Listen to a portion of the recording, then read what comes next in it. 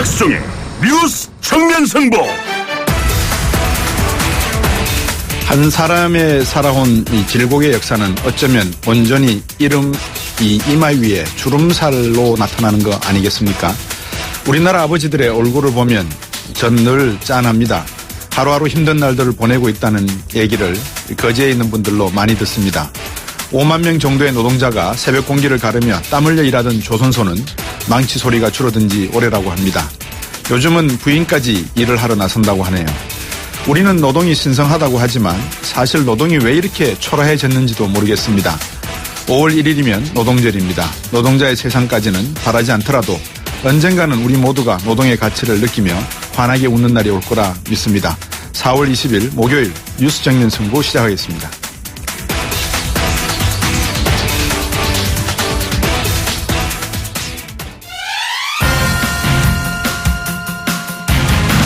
오늘 저희가 준비한 순서 말씀드리겠습니다. 1부에서는 김영삼 전 대통령의 차남이시죠. 김현철 국민대 특임교수 전화 연결하겠습니다. 상도동계와 동교동계 주요 인사들이 연일 문재인 후보 지지를 선언하고 있는데요. 이유를 한번 여쭤보겠습니다. 정책 공약 점검해보는 시간, 오늘은 재벌개혁 공약 살펴보겠습니다. 경실련 재벌개혁위원장인 서울대학교 행정대학원 박상인 교수 2부에서 전화 연결하겠습니다.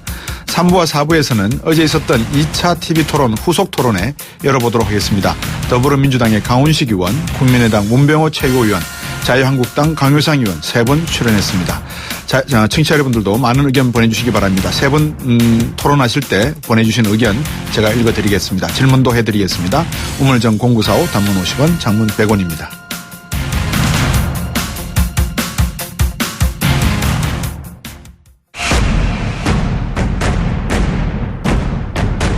박수종의 뉴스 정면 승부. 5월 9일 장미 대선이죠. YS와 DJ로 상징되는 이 상도동계와 동교동계 주요 인사들이 더불어민주당 문재인 후보 지지 선언을 했습니다. 김영삼 대통령 전 대통령의 차남이시죠. 김현철 국민대 특임교수 전화 연결했습니다. 안녕하십니까? 예, 안녕하세요. 반갑습니다. 예, 반갑습니다. 방송 듣고 계신 분들 중에 제가 동교동계 또 상도동계 이렇게 말씀을 드렸는데 생소한 분들도 좀 계실 것 같습니다. 정치사의 큰 돋불이죠. 민주화에 있어서. 예, 그렇습니다. 사실 참 오래된 얘기이긴 합니다만. 네. 상도동과 이제 동교동은 물론 지역적인 위치에서 이제 그렇게 이름이 됐습니다만. 네. 과거에 이제 70년에 이제 그 대선이 있었는데. 네. 당시에 이제 야당 이제 민주당에서 이제 저희 아버님이 이제 제일 먼저 40대 기술론을 이제 제청하게 됩니다. 네. 예. 예, 그렇게 될 때 이제 김대중 그 후보, 그 당시 후보와 또 이재승 후보 이렇게 세 분이 이제 40대 기술론을 제청하게 되거든요. 네. 예, 이제 그러면서 결국 아버님과 김대중 그 전 대통령께서 이제 두 분이 네. 대권 반열에 올라가면서 예.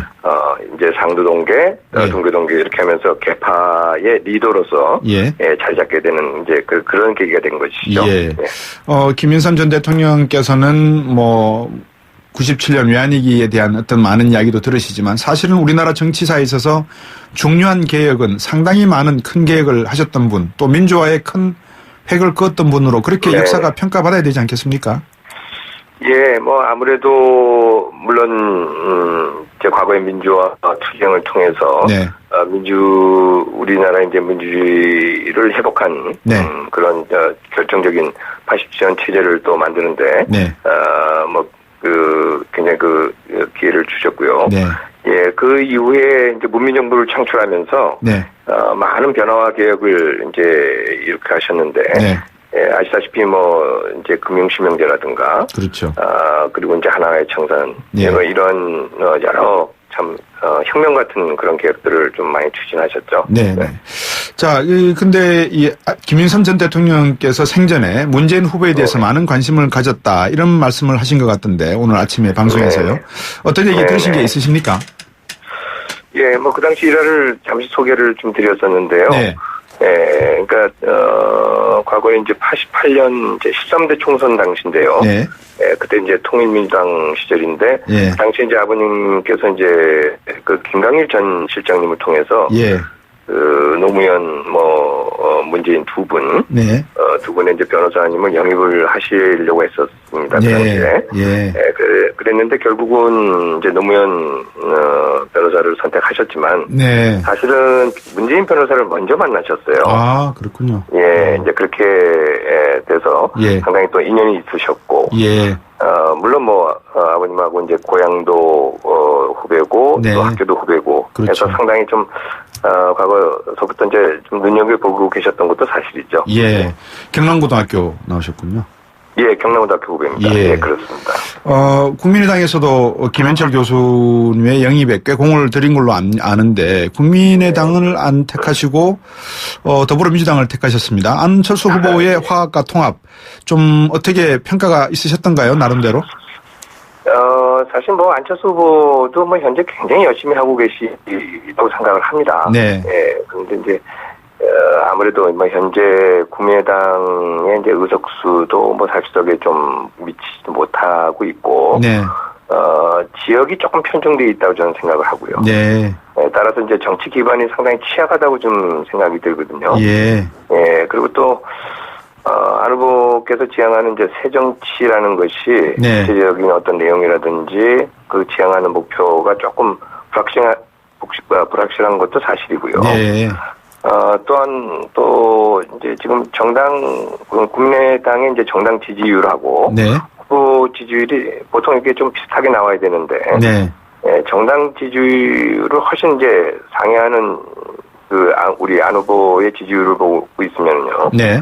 결국은 특정 후보를 기피해서 이제 부득이하게 지지받는 후보처럼 네네. 그렇게 보일 수도 있지 않겠는가. 네네. 그래서 이러한 안 후보하고 또 국민의당 상황을 지켜보면은 네. 아무래도 이제 그런 일관된 개혁을 추진한다든지 예. 화합과 통합을 이뤄낼 수 있을지 조금 그런 점에서 의문이 좀 드는 건 사실입니다. 예. 어떻습니까? 그러면 문재인 후보 쪽에서 이야기하는 이 적폐청산 그리고 최근에 이제 문재인 후보가 강조를 하고 있던데 통합정부 어떻게 좀 조화롭게 연결하는 데 있어서 우리 김현철 교수께서 좀 역할을 하실 가능성이 있을는지요? 아무래도 적폐청산, 지금은 네. 캠프에서 이제 그런 적폐청산에 대한 것이 조금 역풍이 있다고 그래서, 네. 용어를 좀 자제하는 것도 사실인 것 같은데요. 예.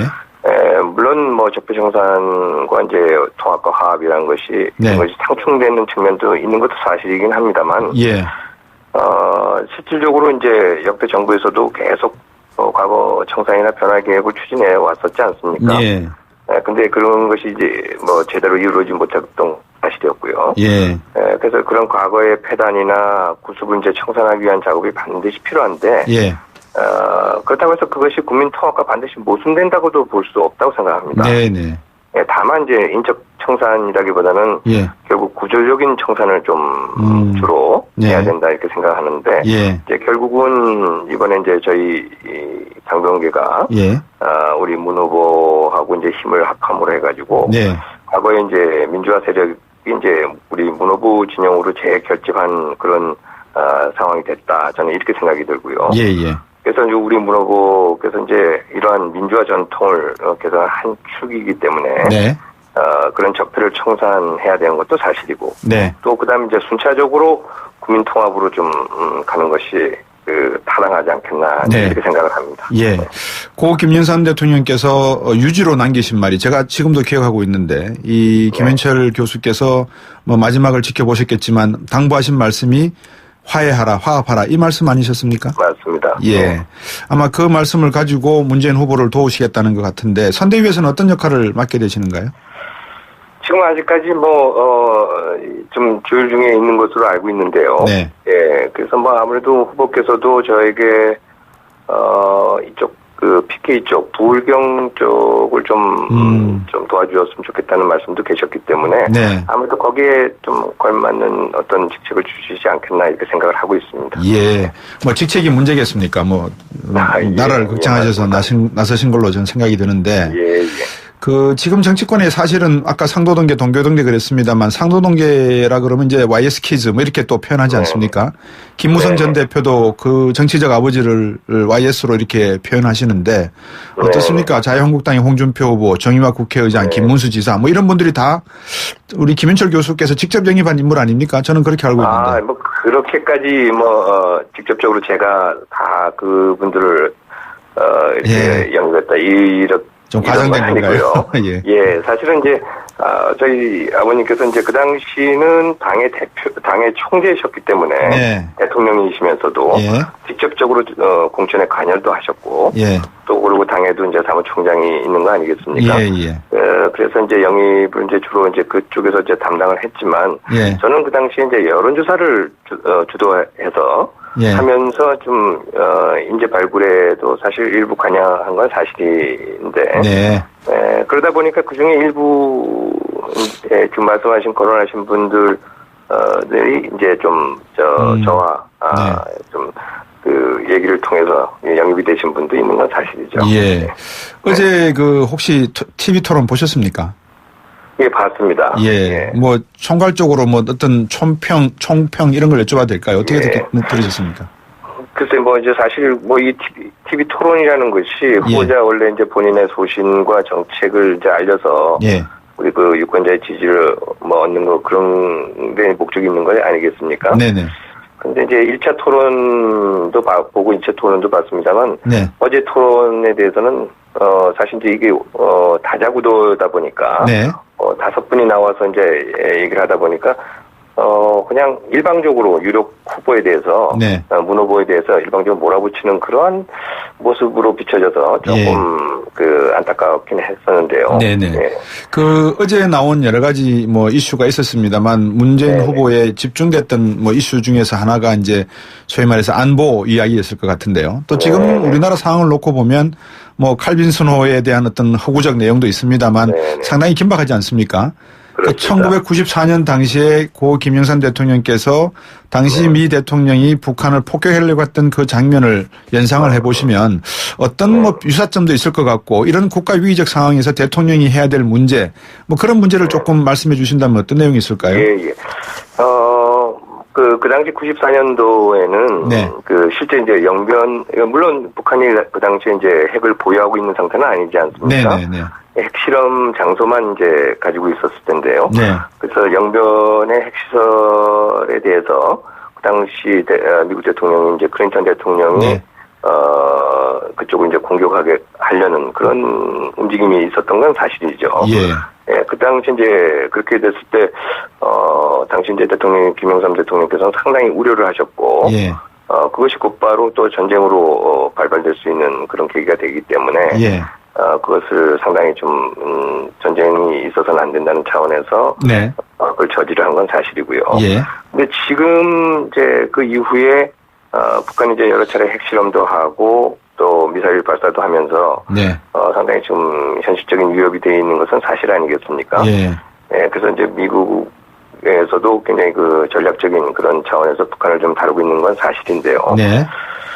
어저께 이제 제일 또 문제가 됐던 부분이 아마 홍준표 후보가 질문했던 거예요. 그 문재인 후보한테 북한이 우리의 이제 주적이냐는 그런 질문을 한 것으로 제가 기억을 하는데요. 근데 이제 사실 참 뭐 지금 북한이 그러니까 남북한이 지금 현재 이렇게 대치되어 있는 상황에서 대단히 이제 민감한 문제인 것은 사실인데요. 2000년 이후에 이제 국방 백서에는 사실 주적 개념이 없어졌지 않습니까?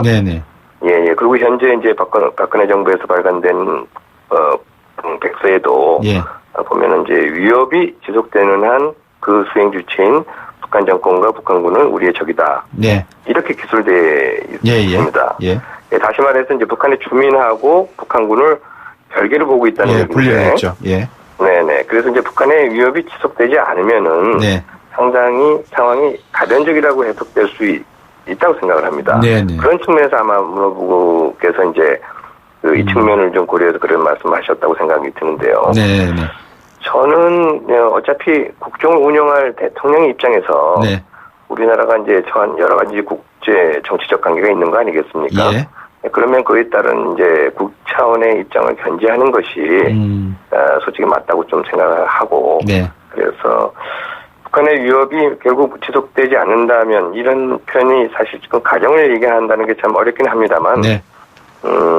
그게 이제 적이 아니다 이렇게 취지로 발언을 했다면 조금 더 매끄러울 수도 있었을 텐데 네. 예, 하는 아쉬움은 또 있습니다. 대통령이 말할 내용은 아니다라고 문재인 후보가 이야기는 했습니다만 네. 다른 또 후보들이 대통령이 아니지 않느냐 지금 후보지 않느냐 그런 상황에서 네. 어떻게 생각하느냐 물으니까 재차 지금 그것을 정확하게 이야기하는 것은 옳지 않다 이렇게 답변한 걸로 제가 기억이 나는데요.